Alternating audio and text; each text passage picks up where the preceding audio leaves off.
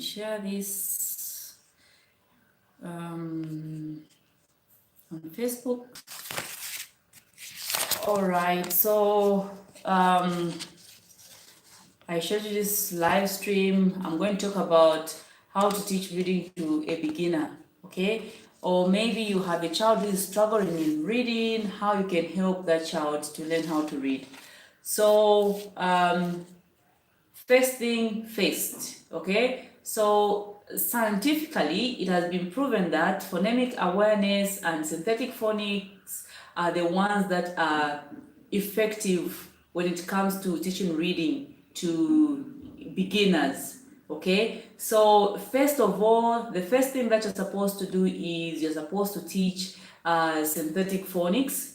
You're supposed to teach phonemic awareness. That is the first thing, the basic thing that you're supposed to teach. And then you go into synthetic phonics. All right. So what is this phonemic awareness? So that's the first step. Okay. So the first step we teach the phonemes. So the phonemes, these are actually the sounds. Okay. The letters of the alphabet, they have distinct sounds. They have sounds, different types of sounds that they make. So you're supposed to teach the sounds first for the name of the letters.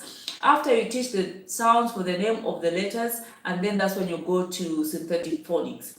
So these sounds, the sounds for the name of the letters, even in the way you're going to teach them, it matters. It's very important because there are certain techniques that you need to use in order for you to teach the sounds for the name of the letters. All right, you don't just have to start teaching like A, B, C, D, and then you start teaching the sound A, B, K, D. Okay, you don't do that when you are teaching a beginner. All right, why? Because some of these letters, the sounds are similar, even the way they appear. Okay, for example, like letter B, letter D, they are similar. So it will be difficult for the child to differentiate between the two letters. So it's important that as you teach the children the sound, there's a certain pattern that you need to follow. All right. So like the way Jolly Phonics has put it, okay? I talk sometimes more about Jolly Phonics and Oxford Reading Tree because I'm very much conversant with them and I know how they are and how they're supposed to be used. All right, so when you look at Jolly Phonics, the way they've put Jolly Phonics has been put in such a way that the letters have been divided. All right, so if you remember, if you watched my previous video where I was talking about the alphabetic code, I talked about the alphabetic code, that when you're teaching the alphabetic code to a child, you have to start first of all with the sounds which are simpler. All right, you're supposed to start with the sounds which are simpler, and then you go to the sounds which are more complex. Okay, so I talked about Jolly Phonics being arranged in such a way that the certain sounds have been, which are simpler, have been put in a certain way that it will be easier for the child to learn how to learn those sounds. Okay, so even in Oxford Reading Tree, it's similar the way they put Jolly Phonics and Oxford Reading Tree. They're similar, all right. They are similar, both of them. Okay, so when you look at Jolly Phonics, it starts with the sat pin. Even you look at Oxford Reading Tree, it's sat pin. It's just that when you look at the Jolly Phonics, the sat pin sound, the way they've been they put up, I think the first group, they're about 6 letters. That you need to teach to your child, and then in Oxford Reading Tree, they've put up the 4 letters first of all. All right, and then the next set is also there are also 4 letters. Okay, so there is the SAT. All right, so there's SATP, which are supposed to teach first. That is Oxford Reading Tree, and then the other set you teach it later after you've taught the first 4 sounds, the first 4 letters. In Jolly Phonics, there are 6. Okay, so if you remember, also there's also another video that I did on YouTube where I was talking about how to teach a child to learn how to read in 4 weeks. Okay, so if you never watched that video, you can search for it on my channel. You're going to find it. Okay, so you're going to find that that video, you find it, okay? So when you find that video, you see how I talked about arranging the letters, okay? First of all, there are certain letters that you need to teach, okay? So that is, you are still at phonemic awareness. So you teach those letters, the phonemes, so that the child will be able to identify those individual sounds in words. Okay, so once you teach that, it will be easier for the child to know. When the child will come across a word, as long as the child just know the phonemes, it will be easier for the child to start picking up. All right, I know some of you may say, okay, but my child knows all the sounds for the letters of the alphabet, but my child cannot read. Okay, so that is now where you go to synthetic phonics. Okay, so after you've taught the phonemes, the child is very much aware of the sounds, the phonemes, and then you can go to synthetic phonics. So that is the second step. So after you're done with the first step with teaching the sounds, the individual sounds, you go to this step 2, which is teach sound blends. Here you have to teach your child to start blending. Okay, so what is expected of you to teach in here is that you're supposed to start putting two letters, you blend them. Okay, like there is ST. Okay, so the child already know that the letter S sound is S and the T sound is T. So you start blending S, T, right? Okay, so sometimes you can use the sounding dot. All right, so that this individual letter, okay, the child will be able to say the sound S. The other one, T, S, T. Then there's FR, okay, you say all right, and then we may have maybe B and R, all right, and then it will be br, all right. You may have BL, it will be bl, okay, so like that.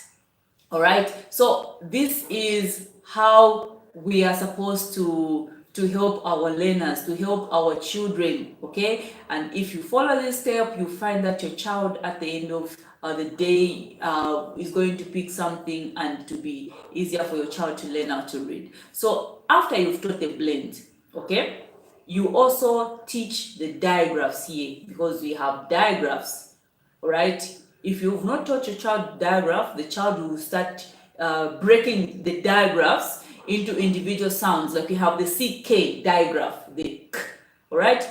We also have the SH digraph, the sh, okay? We also have the PH digraph, which sounds all right? So teach those digraphs. If you don't teach the child the digraphs, those letters, when the child come across the words, because the child is not familiar with the digraphs, you find that the child will start saying the individual sound as the child is trying to read the word. Okay, so teach the digraphs so the child will realize, oh, okay, so this letter and this letter, they're together, this is the sound that they make. Okay, so teach the digraph, and then your child is going to know some of these things, and it will be easier for your child to do what? To learn how to read. Okay, so first I said you teach the phonemes, the sounds, the individual sounds. After you've taught the individual sounds, and then you come to the what? You come to the blending. In blending, you also teach the digraphs. Okay, so after the child knows this, and then that's when you go to the third step. Okay, in the third step, the child already has the knowledge of blending, already has the knowledge of digraphs. So you find that here the child needs to learn some words, okay? And now, what kind of these words are you going to teach here? So you're going to teach the whole word, the whole word recognition, okay? So here the child should be able to recognize some of these words. You give the child a word, okay? And then the types of words that you're going to use in teaching here, these are, you're going to use the word families, okay? For example, words like with the at, right? With the at the end, the three-lettered word. Okay, so mostly here we use the CV words. Okay, so the CV, this is the consonant and the vowel in the middle and then consonant at the end. So they have two consonants and then in between is the vowel. So you teach the CV words. So these CV words like the art. Okay, so you find that the child will start building words now. So you put, you just write like the word sat, and then ask the child to replace the beginning sound, okay, maybe with B, and then the child will be able, since already knows the ending sound that is at, okay, so it will be B, at, bat. You change again the beginnings letter, maybe you replace it with another word. You find that the child is going to read, maybe you put P, okay, and then the child will be able to read pat, because the child already knows the ending sound, which is at. So word family building, so that is going to build your child. So you find that if your child already, since the child already knows the individual sounds, okay, and the child, you've taught in step 2 the concept of blending, you've taught the concept of digraphs in step 2, okay, so your child will be able to read these words and even form more family words. The child will be able to build more words when it comes to the whole word. All right, so that is another thing that you need to teach. So in this step, as you teach, as you introduce the new words, also what you're supposed to do is you are also supposed to do what? To introduce some sight words. Okay, so you can introduce words like they. All right, you can introduce they. They is a sight word. Okay, although when it comes to oxidity, it can be decoded. Okay, so they, teach it as a sight word. Even the word is, teach it as a sight word. I remember when I was when I did the video for teaching a child to learn how to read in 4 weeks. It's very possible the child doesn't know anything in 4 weeks. You can be able to achieve this. All right, as long as you just follow you just follow the sequence that is easier for your child to learn how to read. Your child can learn within a month. It's very possible. It's very possible. All right. So when I was talking about sight words, I talked about the word is being a sight word, and then this person, she was like, but how come you're saying is a sight word? And then I was like, okay, yes. When you're teaching a beginner, you can teach the word is as a sight word. Although when it comes to letterland, okay, those of you who are doing letterland, you find that in letterland, the word is, it has not been said more like a sight word. Okay, why? Because there is the E sound and the S is not making the Sami snake sound, which is S. All right. So what the S sound, it sounds like in Letterland, it said that Sami snake is feeling lazy to make this sound because he's sleeping, so he start making the Z sound. All right, so that's how it's taught. So in case your child doesn't have this concept of letterland, doesn't know that this is how the sound is making when Sami snake is with the letter I, when they are the two of them, Sami snake feels lazy because he wants to sleep, he's sleepy, he starts making the Z sound. So in case your child doesn't have that concept, then you can teach the word is as a sight word. Okay, so introduce sight words here. Why are we introducing sight words in the third step? Because here we want a child to start reading sentences. Okay, in sentences you are going to find words like is, you're going to find words like they in sentences. Okay, so if you are not going to teach these sight words, if you overlook them, you find that your child will still struggle to read certain words in a sentence, and then you feel like, I think my effort is not being effective. No, teach some sight words there. So I think even in that video, I also gave out a lot of examples of sight words. Okay, so teach some sight words in the third step, and then you will see that your child will start reading. Your child will start reading the CV words. I think I've posted a lot of CV worksheets on my Facebook page. You're going to find them. Okay, so there are a lot of CV words, a lot of CV sentences for beginners. In case you have a beginner, there is a lot of material for those beginners. In reading, you find a lot of material for them, so you can download them on Facebook. Okay, on my Facebook page, they are there.